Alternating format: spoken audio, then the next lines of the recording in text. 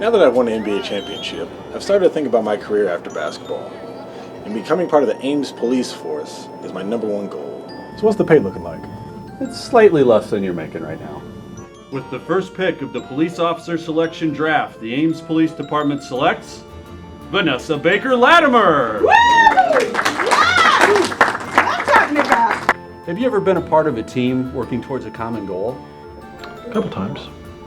So here at the City of Ames and the Police Department. In the meantime, I can keep up with whatever they're doing by following them on social media on either Twitter or Facebook. They post lots of useful information, and I can go on there and see what they're doing. So be sure to follow Ames Police Department on Twitter and on Facebook.